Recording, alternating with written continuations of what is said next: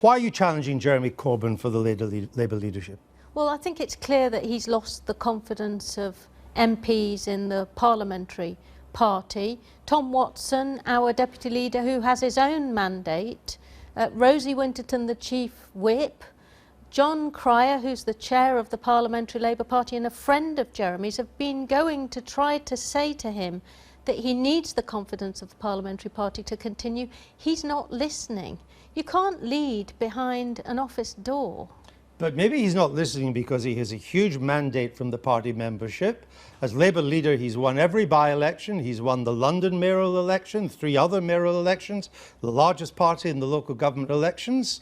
Why wouldn't you want to carry on? But we lost seats in the local government elections. When we have a Conservative government, we should be doing much better. Polling shows that we're 7% behind the Conservatives, even after all the tumult they've been through. And more importantly, we lost the EU referendum. But that wasn't entirely, or even maybe largely, his fault. I'm not saying it was entirely Jeremy's fault, but he wasn't connecting with Labour voters and he didn't put the argument across. So I think we need a strengthened Labour Party and an opposition that can unite so we can heal the country. And unfortunately, I just don't think Jeremy can do that job. Other than Trident, what are the major policy differences? Well, I think I'm on the left.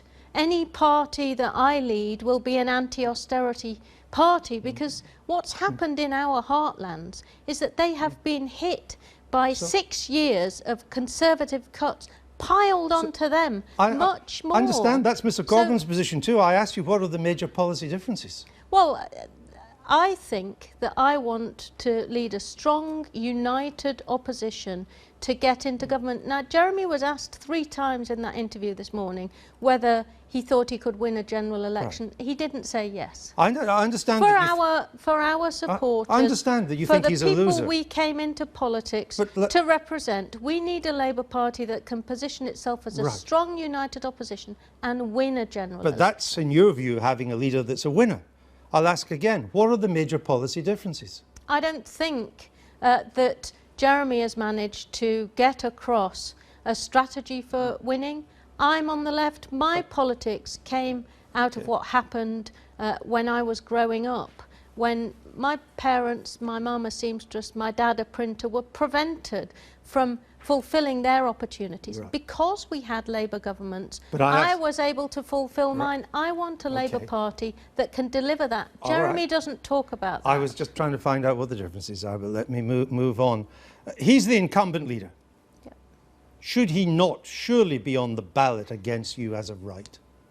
Well, the Labour Party rules and precedent is that if there's a challenge, there has to be 51 nominations for the incumbent. Jeremy should know this because Tony Benn challenged the then incumbent Neil Kinnock in 1988. Jeremy was the campaign manager and Neil had to get 51 nominations. But really that's a matter for the National Executive Committee to decide. Well, it's not clear that he had to do it. And even Mr Kinnock can't remember if he had to do it or whether he did it to show the strength. But put aside the rules, don't you think most people watching this programme, not just Corbynistas, not even just Labour members, would find it strange that the man who won the leadership fairly and decisively, now challenged by you, is not automatically allowed to defend his title? But that is not clear from the Labour Party rules, and the National Executive Committee will make a decision on that. But let me just say, anyone who aspires to lead the parliamentary party who can't get 51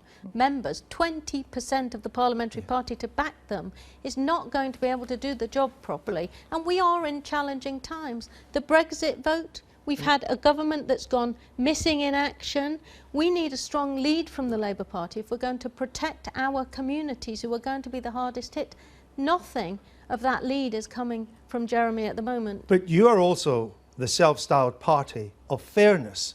And don't you think that it will offend against natural justice, against most people's idea of fairness, if the incumbent who is challenged by you is not allowed to fight you in an election? Won't that just seem incredible? Forget the rules, forget the NEC. Just offends against fairness. Well, look, I don't know what the outcome of the NEC's Does it not offend against your idea of fairness? Will be, I am ready to fight a leadership challenge and have debates about the future of our party with anyone, be it Jeremy or anyone else who seeks to stand. Len McCluskey of Unite, perhaps the most important person in the Labour Party today. I wouldn't say that. Well, I said perhaps. I wouldn't say that. Others I think may that's not. I just said a perhaps. big perhaps, and I have a lot of respect for Len. Well, he says that keeping Mr Corbyn off the ballot would cause, quote, lasting division in the party.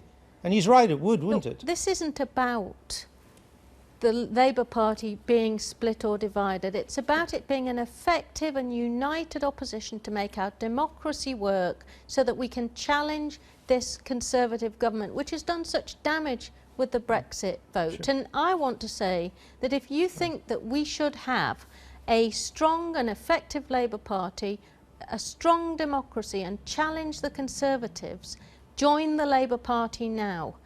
Do it today. You can do it online. Almost 130,000 new members have joined Labour since the referendum. Do you have any idea who they are?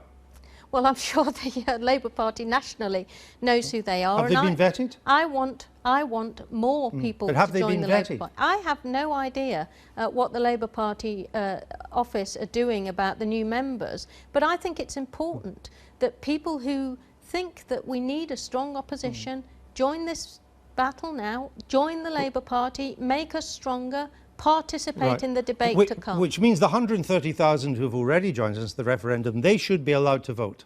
Well, again, that's a matter for the National Executive Committee to decide. There's no point people joining now that you're calling them to do if they're not going to be allowed to vote. They were allowed to vote in the past. We haven't even opened up the £3 membership, which was such a feature of the last campaign. And let's bear this in mind, Andrew, 150,000 people are going to be picking the next Conservative Prime Minister. We've had nearly that number join in the last week. Yeah, Mr Corbyn would say he won by, what was it, over 235,000 voted for him. But do you expect to be the only challenger to Mr Corbyn? I have no idea. Well, have you spoken to Owen Smith? Might he run? We have spoken, but not recently. I have no idea. I'm concentrating on launching my campaign, which I'll be doing tomorrow. But from your point of view, it would be absurd for you and Owen Smith or someone else from the middle of the party or the moderate left to split the anti-Corbyn vote. That would be suicide. Well, what we have to do is get on with doing our own planning and see what happens in the future. I'm concentrated on getting my campaign up and running, on launching it tomorrow and joining a battle to have a strong and united Labour Party that can give hope back to our country. You voted for the Iraq war. Yeah. Do you regret that now? I do regret it, and certainly if I'd have known then what I know now, I wouldn't have supported it. I think the important thing from the Chilcot report is that we learn the lessons of that so those mistakes can never be made again in the future. Would you go as far as John Prescott this morning, who also voted for it, to say that he now regards the war as illegal? Well, Chilcot hasn't said that. No, I think it's important. I think it's important that we learn the lessons. Right, but do you think it was illegal? The evidence at the time and the Attorney General's advice at the time wasn't to that effect, and it's no good trying to second guess what's happened subsequently. Okay. We need to learn the lessons, and we need to ensure that if anything like that happens in the future, we have more robust ways of testing these assertions. But you know, I also think that we've got a country divided at the moment. No, you've said that. Uncertain about the future. You have said that. We have to make certain that we address those problems as well. I understand that, but forgive me because we haven't got too much time for just moving on. There's going to be a motion before Parliament, likely next week, holding Tony Blair for contempt of Parliament because of Iraq. How will you vote?